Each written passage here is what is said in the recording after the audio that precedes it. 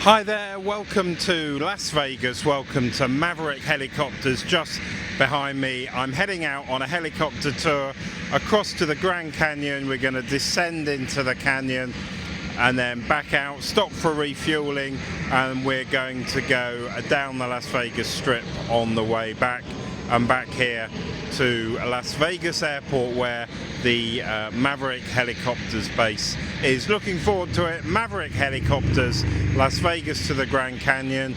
Join me on this video. It's our most popular flight to the Grand Canyon. Begin your exhilarating flight as you ascend out of Las Vegas and over Hoover Dam and Lake Mead, the country's largest man-made lake. Fly through the Grand Canyon, descend and land 3,500 feet below the rim on the Hualapai Indian Territory, as well as Maverick's private landing area. Champagne, beverages, and a light snack will be served some 300 feet above the mighty Colorado River. After flying back through the canyon, note the stunning red rock formations of the Bowl of Fire.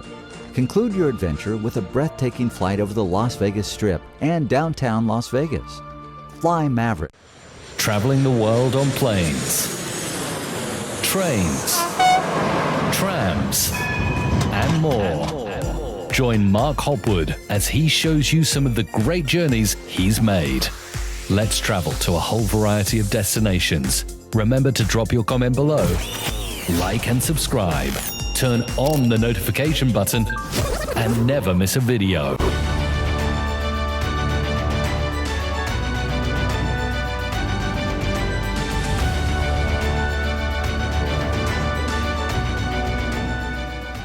So our day begins not in Harry Reid International Airport, but Maverick's private terminal. It's a sleek, purpose-built facility. It's tucked away just off the strip. Of course, here no queues, no chaos, just a warm welcome from the staff, a quick safety briefing, and a weigh-in that reminds you, this is aviation, not just amusement. Our aircraft today, the Airbus EC130 ECO-Star, which is a quiet, wide-bodied helicopter. There it is, with wraparound windows and forward-facing seats. It's designed for sightseeing, built for comfort, an enjoyable aircraft to fly in. And of course, we're heading out from Las Vegas. I didn't know. I thought I was talking loud. I was talking loud if I was...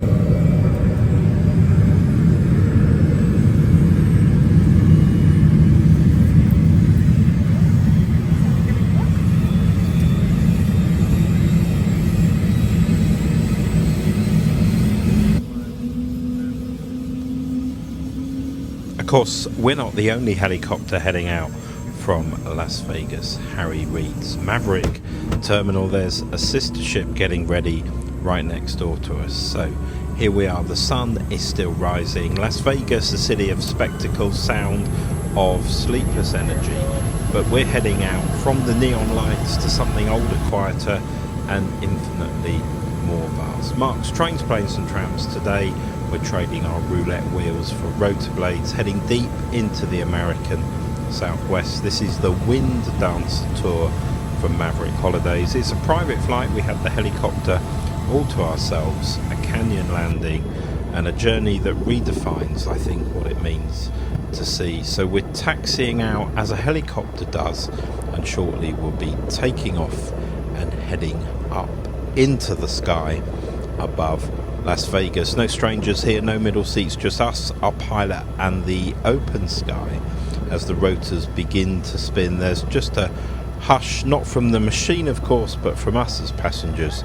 Our anticipation as we rise with the pitch of the blades and up into the Las Vegas sky above the executive jet terminal, and we spin to the left. The liftoff is smooth, it's almost surreal. The strip slips beneath us. You can see the various attractions of Vegas, the Bellagio fountains, the Luxor beam, the replica Eiffel Tower, miniaturized by altitude. We're not here for Vegas, we're here, of course, for what lies beyond on this trip.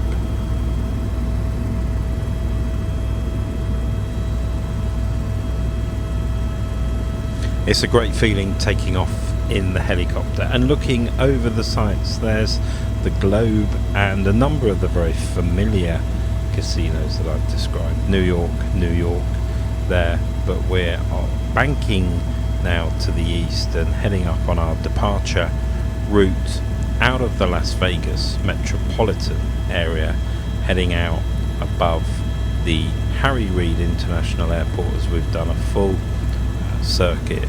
The Mojave Desert will open up in front of us, and soon we'll see Lake Las Vegas, and then we'll see Lake Mead.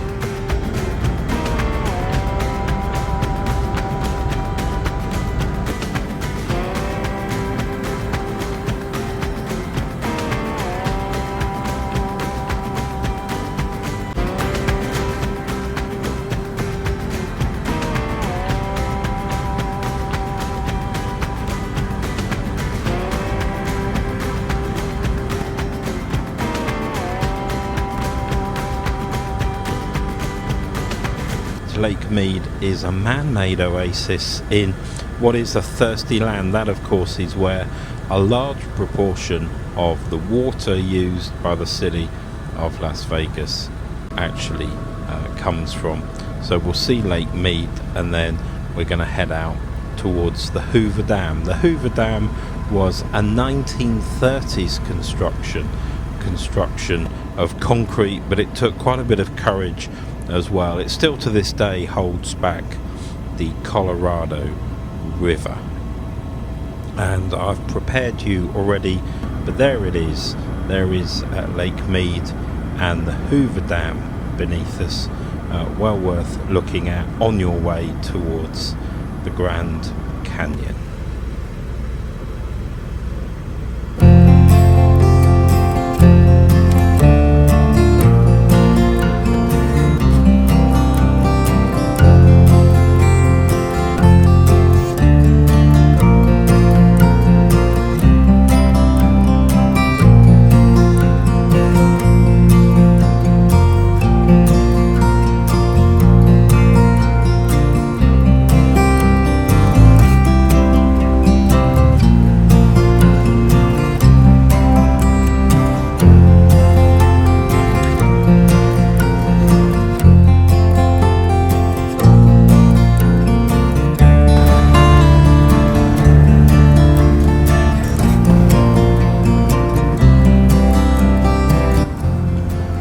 I think you'll have seen there, beyond the dam, the terrain begins to shift. The desert flattens, then fractures, ridges rise, shadows deepen, and then there it is, the Grand Canyon. Not a postcard, not a drone shot, but the real thing seen from the helicopter.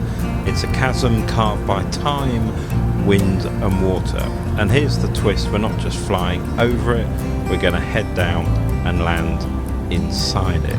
Maverick Helicopters holds some pretty rare landing rights for the Hualapai tribal land, and shortly we'll descend, and as we do descend towards the canyon, the walls close in around us, the temperature of course drops, the silence thickens, and we make our approach. We don't just head in and land, we head down through a series of spirals, reducing our height, and we pass this rocky plateau just above the Colorado River. There's no fences, no crowds, it's just us, the canyon, the wind, as we make our way towards our touchdown site, which you can just see ahead of us as we make our way down to land on the Grand Canyon landing site.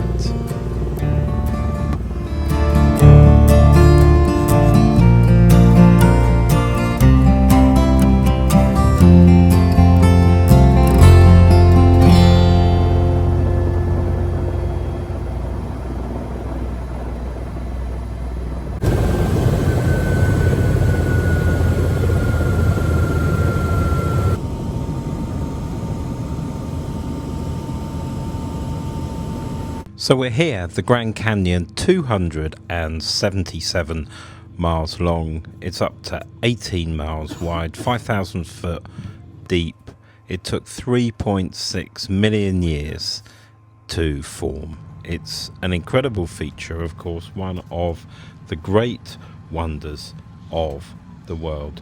And Maverick Helicopters holds rare landing rights on this tribal land. And as we step out of the helicopter, the scale becomes real.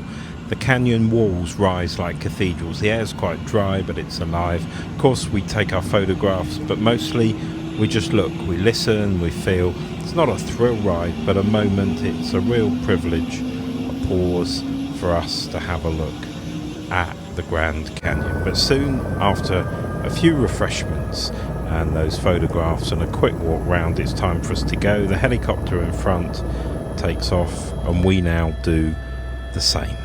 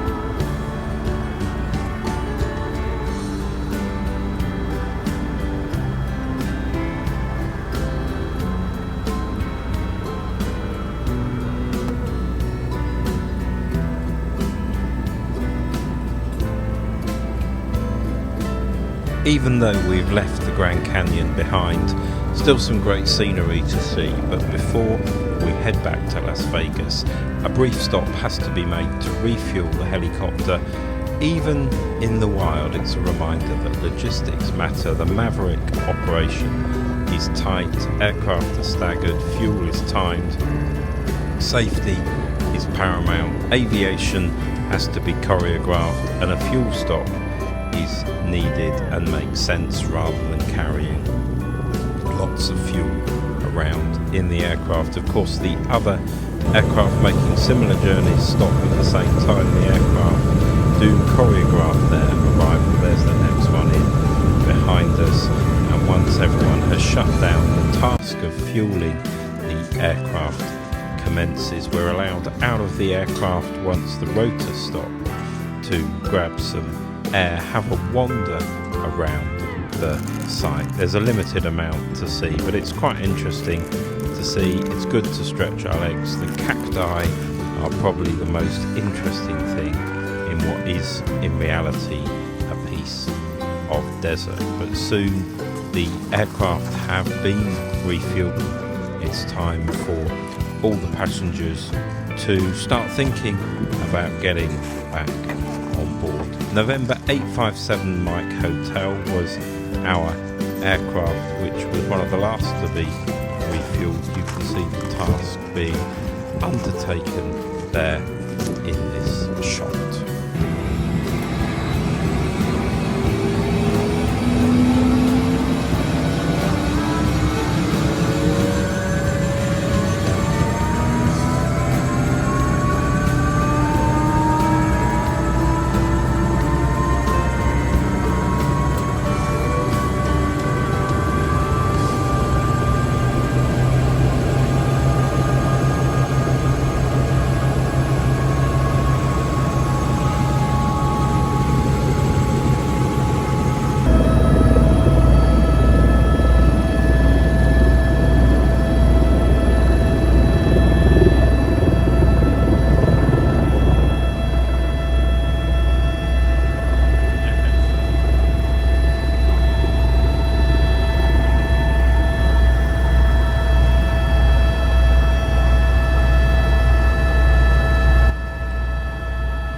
Of course, we're on the return leg now. Some great scenery as the sun begins to dip. The canyon walls ignite reds, ambers, ochres. The same landscape transformed by light, and we retrace our path. Everything feels a little bit different on a slightly different route back. Familiar, but still very profound scenery. And soon Las Vegas reappears on the horizon, a glittering mirage in the desert. The strip will twinkle, the skyline beckons, but of course we've seen something much older, something quieter, something vast. A great trip on Maverick Helicopters as we head towards the strip. I'd recommend it to any of you. It's a great experience and I enjoyed it every minute. I'll catch you again on Mark's Trains, Planes and Trams very soon.